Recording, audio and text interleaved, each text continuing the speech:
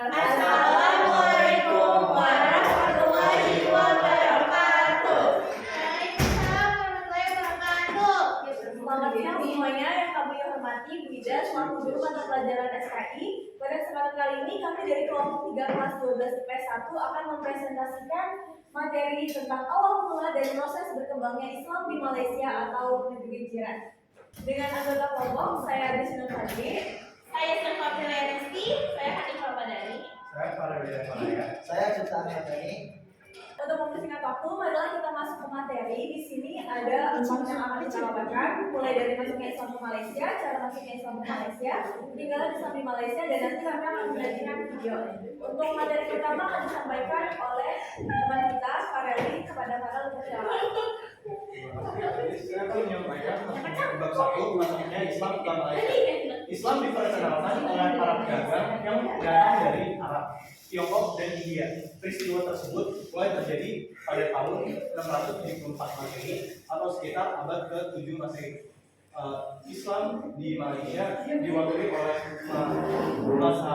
mazhab Syafi'i dari teologi dan jurisprudensi Sunni. Adapun penyebaran agama Islam di Malaysia diperkirakan mulai terjadi pada abad 13 Masehi. Islam menyebar ke Malaysia melalui jalur Kesultanan Malaka sebelum mencapai Malaysia. Islam menyebar ke Patani konstitusi Malaysia memberikan kebebasan beragama dan menjadikan Islam sebagai agama resmi negara Malaysia. Selanjutnya materi akan disampaikan oleh Hanifah Madani. Kepada Hanifah dipersilakan. Saya akan menjelaskan bagaimana cara masuknya Islam ke Indonesia. Yang pertama yaitu melalui jalur perdagangan dan ekonomi. Di tengah komunitas yang majemuk, mereka berkumpul dan menghadiri kegiatan perdagangan, termasuk merancang strategi penyebaran agama Islam.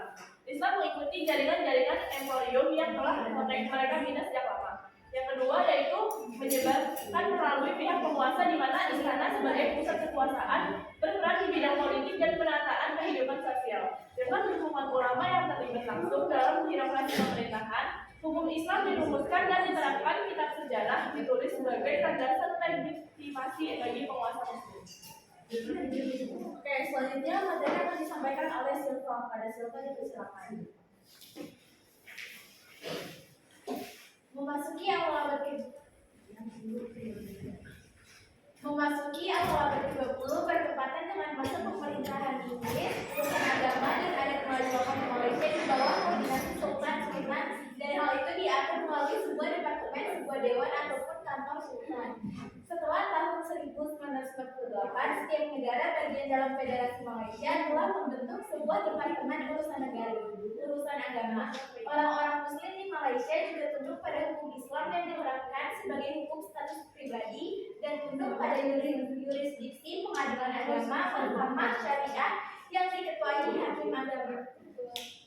Oke, baik. Selanjutnya materi akan disampaikan oleh Duta kepada Duta dipersilakan. Baik, pada tahun 1980-an, Islam di Malaysia mengalami perkembangan dan kebangkitan yang ditandai dengan adanya. Pada tahun 1980-an, Islam di Malaysia mengalami perkembangan dan kebangkitan yang ditandai dengan semaraknya kegiatan dakwah dan kajian Islam oleh kaum intelektual dan menyelenggarakan kegiatan keagamaan internasional berupa musabaqah tilawatul Quran yang selalu diikuti oleh Qori dan Qariah Indonesia. Ditegaskan dalam konstitusi negaranya bahwa Islam merupakan agama resmi negara Malaysia. Di Kelantan hukum hudud atau pidana Islam telah diberlakukan sejak 1962. Oke, materi terakhir di sini ada peninggalan Islam di Malaysia. Yang pertama ada seni dan arsitektur yang terlihat dalam seni meraih craft tangan dan seni bina tradisional. Selanjutnya ada warisan intelektual seperti karya-karya ulama dan lakon-lakon Islam Malaysia dalam bidang keilmuan, sastra dan pemikiran Islam.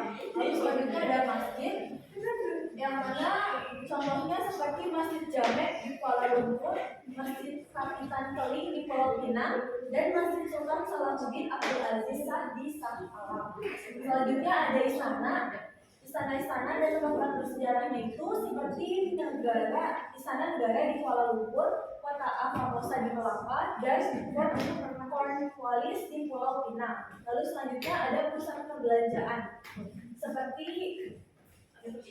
Universiti Islam Antarabangsa Malaysia atau UIAM dan Institut Pengajian Tinggi Islam Malaysia atau IPPTIM.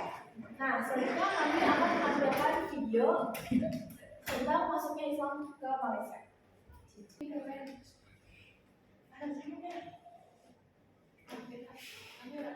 Selamat menyaksikan.